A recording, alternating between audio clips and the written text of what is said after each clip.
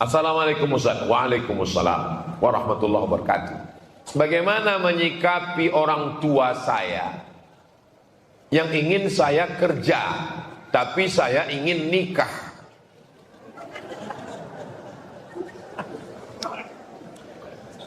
Bapak, ibu yang tidak mengizinkan anakmu nikah, anakmu buat dosa, maka sado dosanya kalian yang menanggung. Basuo lambo jo ama-ama di Masjid Ar-Rahman. Ustaz Somad, ya, anak saya Pak Ustadz minta nikah, nikahkan ke Cembo. Tapi saya mau anak saya ini punya kepribadian dulu, rumah pribadi, mobil pribadi. Anak ibu pacaran, iya Pak Ustadz. Setiap malam Ahad, malam Minggunya jalan-jalan pakai motor Pekanbaru. Betul Pak Ustadz. Dosanya ibu yang menanggung. Oh enggak Pak Ustadz, cuman makan mie ayam. Ambo anak ambo tanya. Jangankan anak ambo, anak Ustadz Al-Nob Patang. Ambo tanya Ustadz Al-Nob Patang waktu kami naik oto bersama. Ambo tanya, Abdo, nio nikah Abdo, biar kami pinangkan. Abdo itu baru kelas 1 SD.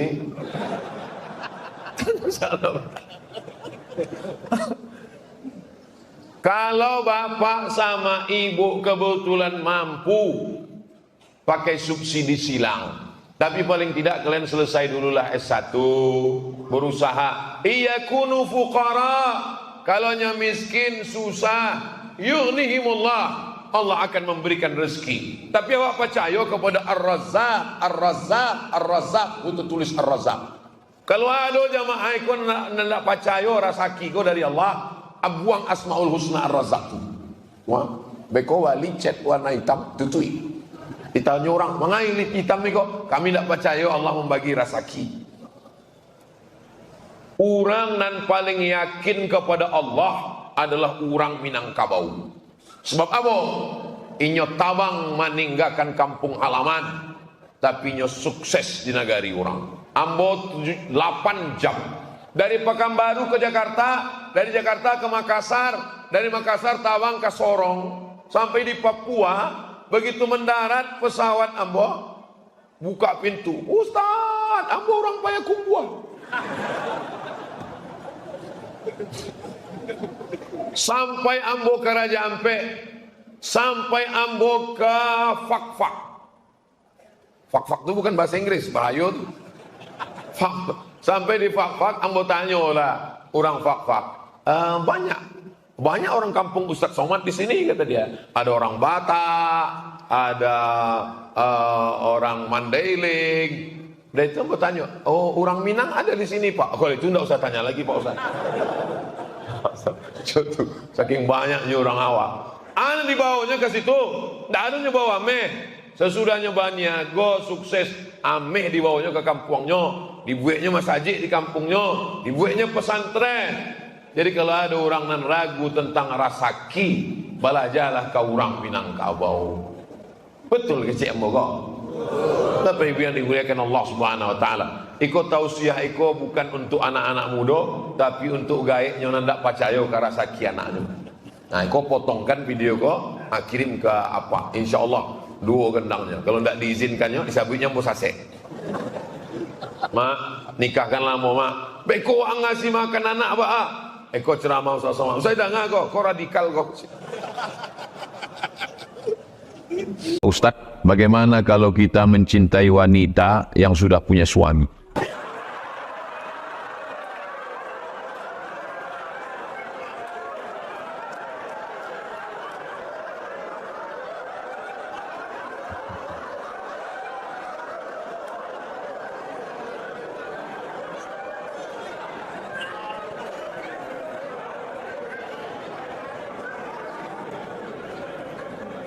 Hukum berlaku pada perbuatan yang sifatnya pilihan. Saya ulang sekali lagi. Hukum berlaku pada perbuatan yang sifatnya pilihan. Contoh, di depan saya ada 2. Air zam-zam dengan khamar. Saya punya pilihan. Saya bisa milih air zam-zam. tapi saya dengan penuh kesadaran memilih khamar. Haram. Kenapa? Karena saya punya pilihan. Masjid, diskotik. Ada pilihan atau tidak? Ada pilihan. Mestinya saya ke masjid. Saya pilihkan langkah kaki saya ke tempat haram. Saya ulang sekali lagi. Hukum berlaku pada perbuatan yang ada pilihan. Sekarang saya tanya, apakah mencintai itu pilihan? Tidak. Kita tak bisa dipaksa untuk mencintai atau tidak mencintai. Kalaulah cinta itu pilihan, maka tak tergila-gilalah Laila Majnun. Qais tidak akan tergila kepada Laila, walaupun bapaknya tak setuju. Maka tak bisa ibu mengatakan, memaksa ke anak ibu, kau jangan jatuh cinta sama dia. Karena cinta bukan pilihan. Jadi kalau ada orang jatuh cinta sama bini orang, dia berusaha untuk melawan. Dengan cara apa? Dengan berbagai macam cara. Pergilah ke Masjid Al-Falah, minta diruqyah. Supaya kalau ada jin-jin yang mengganggu dia. Kalau dia belum menikah, segeralah menikah. Supaya hilang fokus dia ke bini orang tadi. Kalau dia sudah punya istri, berusahalah lebih mesra lagi dengan istrinya. Supaya itu tidak mengganggu. Insya Allah, mudah-mudahan diselamatkan Allah SWT. Ini ujian juga. Ada orang diuji dengan sakit, ada diuji dengan ekonomi duit. Ini badan sehat, duit ada, jatuh cinta sama bini orang. Mudah-mudahan kita diselamatkan Allah SWT. Bukan berarti saya diselamatkan Allah. Ya Ustaz enak lah ngomong gitu. Ustaz kan Ustaz tadi goda setan. Saya digoda setan juga. Oh, jadi kalau Ustaz itu digoda setan juga. Goda setan juga. Setan yang menggodanya, Ustaz juga. Setan yang dikirim untuk menggoda saya nih, Ustaz juga. Lulusan dari Mesir juga. Langsung belajar ke Firaun. Itu maka di mana-mana selalu saya minta kita saling mendoakan supaya hati kita istiqomah. Jangan tengok FB-nya, jangan tengok IG-nya, jangan masuk grupnya, jangan. Ibu, balik dari sini, periksa handphone orang ni. Siap move. Dalam hadis disebut, as-sukutu alamatur ridha. Diam tanda setuju. Ada istilah di masyarakat, mulut orang tua ni asin. Apa yang disumpahnya terkabul. Apakah berlaku sumpah orang tua posisinya dalam keadaan salah, berdebat dengan anaknya. Anaknya ingin membenarkan tapi malah disumpahnya. Kusumpah kau jadi monyet, katanya. Apakah terkabul doa orang tua itu? Kalau niat anaknya itu baik, amar ma'ruf nahi mungkar, caranya baik, maka tak dikabulkan Allah. Karena Allah hanya mengabulkan yang baik-baik saja. Kalaupun dikabulkan Allah, ada hikmah di baliknya. Nah, itu dia. Kalaupun dikabulkan Allah, di baliknya ada hikmah. Mana contohnya Pak Ustadz? Cakap orang tua tak baik, dikabulkan Allah. Ada laki-laki namanya Juraij. Siapa namanya? Juraij ini kerjanya beribadah aja. Makanan diantar, pakaian diantar, tak pernah dia keluar. Datang emaknya memanggil, ya Juraij, dia diam tak menyaut. Ya Juraij, dia diam tak menyaut. Panggil ketiga kali, ya Juraij, dia diam tak menyaut. Apa kata emaknya? Allahumma la tumithu hatta turihi wujuhal mumisat. Jangan matikan Juraij sebelum biji matanya menengok wanita tuna susila. Kira-kira cakapnya ini baik apa tak baik? Jangan matikan Juraij sebelum biji matanya menengok wanita tuna susila. Menengok wanita tuna susila mana baik? Dikabulkan Allah apa tidak? Kabulkan. Datanglah perempuan hamil. Siapa yang menghamili kamu? Kata dia, yang menghamili aku Juraij. Tapi sebetulnya ada hikmah di balik itu. Allah mau kasih tahu bahwa orang berbakti pada orang tua, ahli ibadah, doanya tetap makbul. Begitu anak itu lahir, ditusuk jurjait perut. Siapa bapakmu? Anak itu menjawab, ra'il ghanam. Ra'il ghanam. Bapak saya pengembala kambing. Selamat dia, tapi tetap juga terkabul doa. Nah, jadi tidak mungkin Allah mengabulkan yang buruk. Kalaupun terkabul, ada hikmah. Ibu jangan cakapkan yang buruk-buruk ke anak. Jangan manggil anak, anak hantu. Untung anak itu tak pandai menjawab. Kalau dia pandai, ya mama hantu. Panggillah dia yang baik-baik. Penghafal Quran. Anak soleh. Penghuni surga. Itu adalah doa. Panggilan adalah doa. Apa hukumnya orang mengambil hak orang lain? Mengambil tanah, perisabinya, mengambil tanah. Siana menggeser, mengalih pancang tanah, ko pancang batas tanah, lah ditetapkan oleh BPN, tetangga, RT, RW, Kades, Kadus, RT, sadonyo lah Pak Camat, malam-malam digesernya. Lalu kemudian apa kata Allah?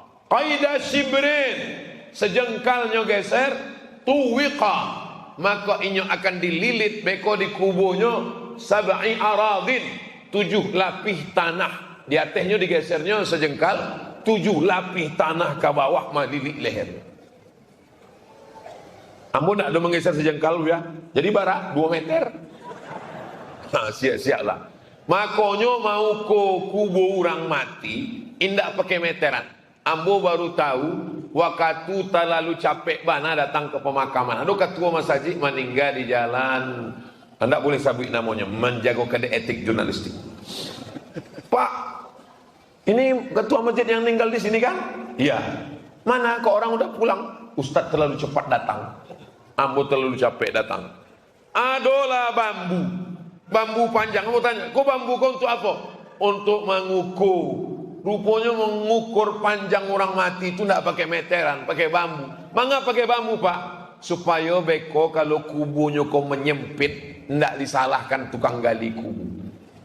Sebab kalau pakai meteran, dikhawatirkan orang itu salah hukum. Tapi kalau iko, kenapa kuburnya sempit? Kok Pak, buluh kau nak mungkin memendek. Jadi Pak, rupanya selalu kejadian, iko tanah kok lah digali sebelum jenazah itu datang, tidak sabarnya ingin memencet pajaro. Masuk. Jangan sampai digali orang 180 sampai jenazah awak tinggal 80 selesai. Gara-gara apa? Menggeser sempadan tanah. Sedangkan orang tersebut telah meninggal dunia dan ahli warisnya tak ada penyelesaian. Kumpul bersama, selesaikan iko, sebab iko akan membarekkan inyo di hadapan Allah Subhanahu wa taala.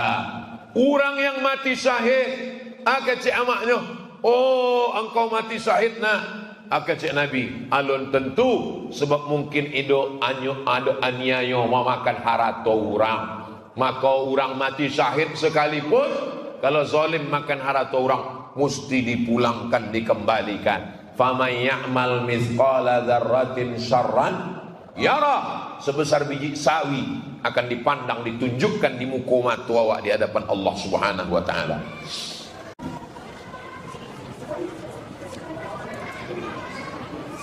Bolehkah daging kurban dibagikan kepada panitia kurban sebagai tanda terima kasih? Namanya relawan. Rela tak mendapat hewan kurban. Itu arti relawan. Jadi artinya relawan-relawan ini ditanamkan dulu bahwa kalian ini adalah relawan. Kalian ini dapat pahala. Tapi tukang jagal dengan tukang kulit itu mesti dikasih upah wajib dari biaya operasional. Tanya dia balik-balik. Pak tukang potong, kau biasa satu kepala berapa dapat? Enggak usah lah Pak, enggak usah. Kasih. Kami tak mau, enggak usah. Nanti pas dapat naik pisau kau ke atas. Biasa 50.000 Pak. Ini ada 10 ekor, berarti 500 Itu kasih dia. Ada pun relawan ini kasih tahu. Ini masyarakat kita di banyak. Kita udah dihitung-hitung mungkin nanti kalian dapatnya cuma setengah kilo. Kalau gitu kami undurkan diri aja nanti.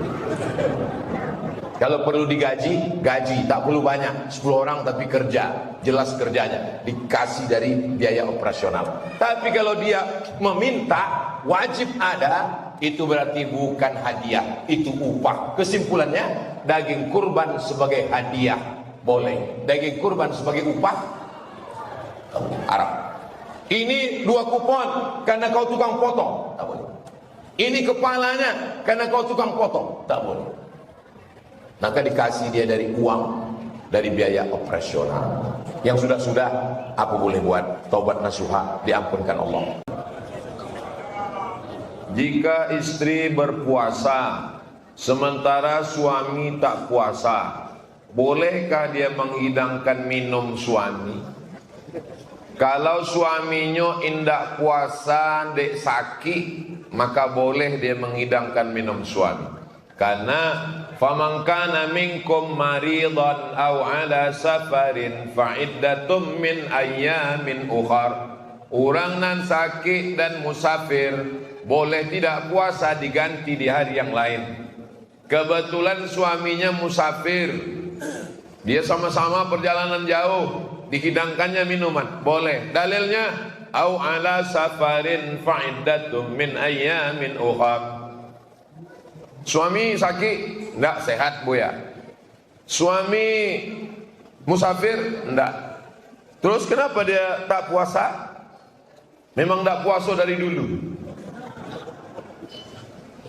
Man ra'a minkum mungkaran, siapa di antara kamu melihat kemungkaran, falyughayyirhu biyadihi, robah dengan tangan. Fa illam yastati' fa bilisani, lapor ke wali. Istri yang suaminya tak puasa-puasa padahal tidak ada uzur, maka melapor ke wali. Wali perempuan ada 6. Ayah, datuk, abang, adik, abang ayah, adik ayah. Dari pihak laki-laki. Ditambah lagi orang awak, adukannya ke nenek mama. Labu adukan ke nenek mama. Ba'a kecil nenek mama. Nenek mama itu pun tak lu puasa juga. Minangkabau tidak mungkin tidak puasa, sebab Minangkabau adalah Islam. Minangkabau tanpa Islam hilang minangnya, tinggal kabau. Adat basandi syarak, syarak basandi kitabullah. Oleh sebab itu maka jangan mentang-mentang suami, tapi katanya wajib taat kepada suami. Ambilkan air putih saya mau minum. Taat kepada suami yang taat kepada Allah. Adapun suami hantu Fir'aun Dajjal kok, la ta'ata li makhluqin fi maksiatil khaliq. Tidak ada ketaatan kepada makhluk kalau menyebabkan maksiat kepada Khaliq, kepada Allah Subhanahu wa taala. Ibu-ibu jalan. Bunyi tak jalan. Banyak laki-laki sekarang mengeksploitasi perempuan. Banyak pula perempuan mau dibodoh-bodohi laki-laki. Perempuan mesti tahu mana batasan-batasan. Alhamdulillah, awak masih ada pengajian di masjid dan ada tanya jawab. Nan tak tahu dia lagi tahu. Nan susah kok ndak mau tahu. Nah itu nan bahaya. Saya punya adik wanita mengalami pelecehan dilakukan oleh abang ipar. Dalam situasi seperti ini, kami memutus silaturahim dengan ipar itu, dan saudara kandung saya tahu haram hukumnya memutus silaturahim, tapi tak bisa memaafkan dia. Saya langsung depresi dan trauma. Boleh saya minta solusinya Pak Ustadz? Orang yang melakukan pelecehan seksual ini kan ipar. Kau putus silaturahim dengan dia, adikmu ikut sekali, berarti kau rugi 2 kali. Udah adik kau dilecehkannya, sekarang kakak ipar kau pula silaturahim. Jadi cocoknya macam mana? Laporkan dia ini ke polisi, kasus pelecehan seksual. Yang paling berat di penjara itu bukan pecandu narkoba, bukan pembunuh. Kalau masuk penjara karena membunuh segan orang, tapi kalau karena pelecehan seksual Habis barang tuh jadi asbak. Rokok di sini cucuk aja. Oh, ini. Jadi jangan kau putus silaturahim. Kau kuatkan mental kakakmu. Kak, laki kau ini setan, Kak. Jadi kita serahkan dia ke polisi. Adikmu kau jaga, bangkitkan semangatnya. Kakakmu kau jaga. Si kriminal ini masukkan dia ke penjara. Sekolahkan dia dulu. Nanti setelah keluar kalau dia tobat, mau kakak kau menerima, lanjut. Kalau kakak kau tak mau, aku tak mau dengan penjahat. Sedang adikku kandung pula diginikannya. Aku tak mau. Berarti jaga anak-anaknya. Nah ini. Ini jangan diputus silaturahim. Rugi 2 kali. Bagaimana cara menghadapi suami yang sibuk main handphone? Kayaknya lebih mentingin HP daripada anak istrinya.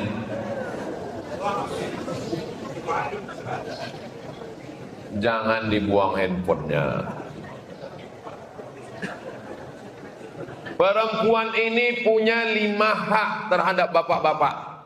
Walaupun adik-adik belum menikah, ini banyak mahasiswa UNRI, UIN. Walaupun kalian belum menikah, istri kalian punya 5 hak. Yang pertama, makan. Ibu lah makan. Sahur tadi. Yang kedua, pakaian. Wajib kalian kasih pakaian. Yang ketiga, tempat tinggal. Wajib suami ngasih tempat tinggal. Yang keempat, pendidikan. Suami wajib mendidik istri, mengajarnya sholat, puasa, mengaji. Maka bawanya ke pengajian. Bulan puasa ada kultum, ba'da isya ke tarawih, bawanya ke masjid. Yang kelima, perhatian. Agihnya perhatian. Jadi handphone ini mesti ada jamnya. Kalau tidak pakai jam, maka habislah waktu kita dihabiskan oleh handphone. Ada waktunya. Jangan sampai habis, anak tak dapat perhatian, istri tak dapat perhatian. Istri kalau tidak diperhatikan suami, dia akan mencari perhatian suami orang lain. Akhirnya istri bersolek untuk laki orang, bukan untuk lakinya. Gara-garanya tidak diperhatikan. Jadi saya pesankan kepada seluruh suami-suami, maka perhatikanlah istri. Dan diperhatikan itu istri awak, bukan bini orang. Kalau tidak, berarti kita sudah menyia-nyiakan amanah, tidak memberikan hak. Orang yang tidak memberikan hak, berarti zalim, aniaya. Kata Allah, ittaquz zulma, jangan kamu zalim. Fa inna zulma zulumatun yaumal qiyamah. Karena kezaliman akan menjadi kegelapan pada hari kiamat. Ambo masih pakai handphone. Tapi kalau ambo di rumah, ambo tetap gendong anak ambo bawa jalan-jalan. Ba usah somat jalan-jalan. Ambo pakai masker, pakai kacamata, pakai topi, orang tak kenal. Pai ke mall, pai kolam renang, tapi ambo tak mandi, mencalik-calik so. Pai jalan-jalan. Ke pasar kau pun ambo cok belanja ke pasar, ambo gendong anakmu, tapi orang tak tahu. Jadi kalau ada bapak ibu di antara jamaah kau, rasul bantu Ustaz Somad patang ambo lah tu. Jadi Ustaz tu bukan cuma ceramah di masjid, enggak. Istri tetap bagi perhatian, bawanya belanja ke pasar, menggendong anak, itu. Tapi jangan acok-acok mana. Jangan lu awak lupa lama menggendong. Itu. Ini berbagi. Jangan sampai dia tidak dapat perhatian, sebab kita bisa menjadi orang yang zalim kepada keluarga. Kenapa Allah memberi kita rezeki, Pak Ustaz? Iyo juga, jarang orang bertanya bentuk itu.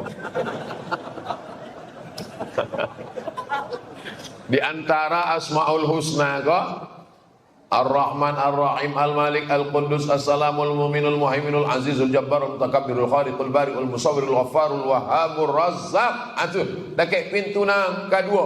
Ar-Razzaq, pemberi rezeki dekat tiang. Allah memberi rezeki. Makanya memberi rezeki, Allah memberi rezeki sebab Rahman, sebabnya sayang. Kalau ndak ada sayangnya, ndak ada dapat rezeki. Apa beda Rahman dengan Rahim? Rahman sadonya dapat, nan sakau dapat, nan pezina dapat, nan pemabuk dapat, nan koruptor dapat, sadonya dapat. Tapi kalau rahim nandape hanya orang yang beriman saja. Jadi jangan awak heran, Ustaz, tetangga ambo ndak sembahyang, ndak puasa, rumahnya gadang, otonya gadang, bininya gadang. Sebab Allah itu Rahman, makanya lebih dulu Rahman dari Rahim. Bismillahirrahman. Itu sebab Allah sayang ke awak. Makanya wagiah, mungkin besoknya bertobat, mungkin esoknya kembali ke jalan Allah. Itu bentuk sayang Allah. Kalau awak sabi, ya Rabb, Rabb itu maknanya 3. Engkau mencipta ambo, engkau membayi ambo rasaki, ambo nan engkau nan mengatui duit ambo. Jadi ketika awak sabu ya Rabb, makanya doa awak kepada Allah selalu Rabb, Rabbana ighfir lana dzunubana, Rabbana la tuzigh qulubana, Rabbana atina fid dunya. Ya Rabb, engkau mencipta ambo, engkau membayi ambo rasaki, engkau nan matui duit ambo. Jadi Allah itu tidak sama bentuk pabrik celengan. Pabrik celengan, setelah diciptanya celengan, inyo tidak mau tahu lagi. Cula tanya celengan kok di mana pabriknya, dan pabriknya pun tidak lo tahu di mana. Bantu itu juga mikrofon kok. Pabrik mikrofon, setelahnya mencipta mikrofon, inyo tidak tahu mikrofon itu di mana. Bukan urusan ambo. Allah tidak bantu itu. Allah setelahnya mencipta, inyo bayi rasaki dan inyo perhatikan. Itulah beda Allah dengan yang lain. Mukhalafatuhu lil hawadis. Wujud, qidam, baqa, mukhalafatu lil hawadis. Apakah ayah tiri wajib menafkahi anak tiri? Ada yang bilang wajib. Misalnya kalian anak lajang menikah dengan janda. Perempuan ini punya anak dari pernikahannya yang dulu. Siapa yang mengasih nafkah anak ini? Ayahnya. Ayahnya yang ngasih nafkah. Hak asuhnya siapa? Hak asuhnya kalau anak ini belum akil balik, biasanya ke ibunya. Tapi nafkahnya tetap dikasih oleh ayah. Jadi ayah dia yang ngasih nafkah. Tapi walaupun begitu, kalau kau tengok anak tirimu itu tak makan, kau kasihlah makan. Tak makan. Ya aku tak makan. Cari ayah kau. Sedangkan anjing haus aja kita kasih minum, apalagi lah pula udahlah emaknya kau nikahi anaknya, apalagi ini kau kan dapat bonus nih 3 in 1, nikah 1 dapat 3. Itu. Tapi aslinya nafkahnya wajib adalah dari ayahnya. Tapi kalau kalian mau mengasih, bagus, bernilai sedekah. Baik. Ada orang dia memang ayah tiri saya Pak Ustaz, tapi macam ayah kandung. Bagus, baik, mengalir amal jariah. Bagaimana cara menasehati orang tua yang sedang konflik rumah tangga? Ibu istri saya keluar dari rumah, sedangkan ayah saya tak memperdulikannya. Ibu istri itu maksudnya mak mertua sama ayah mertua, dudukkan mereka, baru tanya mereka, mau dibawa kemana hubungan ini guys?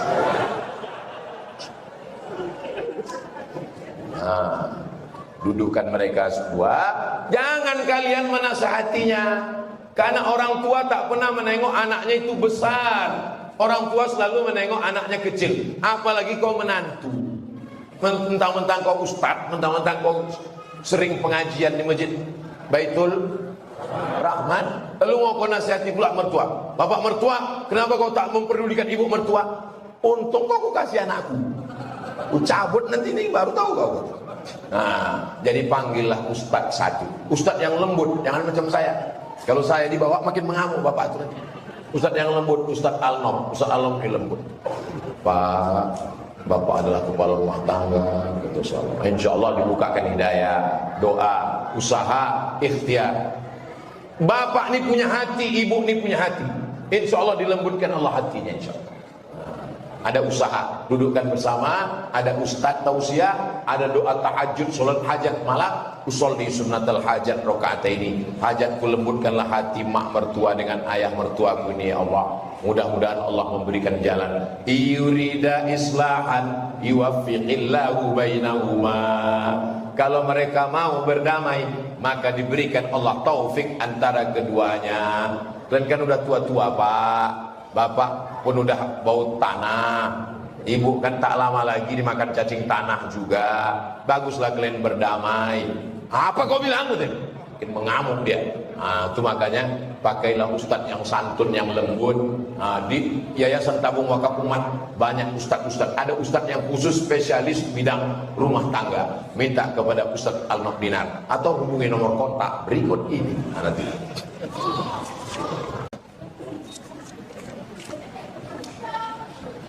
Mana yang harus didulukan? Berkurban, mengakikahkan anak, mengakikahkan diri sendiri. Inilah masalahnya kalau beban banyak, duit tak ada. Kalau duit ada selesai ini. Ini 2.600.000 untuk kurban, ini 2.600.000 untuk akikah anak aku, ini 2.600.000 untuk akikah aku, kan selesai. Tak perlu ditanya. Ini mana yang lebih dulu? Dulukan kurban. Karena kurban itu tanggung jawab kita untuk diri kita sendiri. Ini 2.600.000 itu aku kurban. Habis kurban ini ternyata ada duit dikasih Allah, maka akikahkan anak. Karena anak itu tanggung jawab kita terhadap anak kita. Setelah itu ada lagi duit, baru akikah untuk diri kita sendiri. Karena sebetulnya akikah kita itu tanggung jawab ayah kita. Tapi karena ayah kita dulu tak berduit, dia pula udah meninggal, akikah boleh mengakikahkan diri kita sendiri. Jelas? Insya Allah ceramah saya selama ini jelas. Yang mengatakan tak jelas itu paketnya tak ada. Anak saya laki-laki belum akikah. Kalau saya pengen kurban, bagaimana hukumnya Pak Ustadz? Kalau duit ibu ada 3.200.000, maka sampaikan ke pengurus masjid, ini 2.600.000 untuk kurban saya, ini 2.600.000 untuk akikah anak saya. Dua-duanya dapat. Tapi duit saya cuma 2.600.000 Pak Ustadz. Mana yang didulukan? Karena waktunya sekarang dekat kurban, maka dulukan kurban. Habis ini nabung. Tabung, baru buatkan akikah untuk anak tadi. Insya Allah habis Idul Adha nanti diberi Allah dia rezeki 2.700.000. Belikan kambing satu. Tapi anakku ini Pak Ustadz yang mau ku akikahkan ini udah kelas 3 SMP. Boleh mengakikah yang paling abdol 7 hari. Anak saya 7 hari.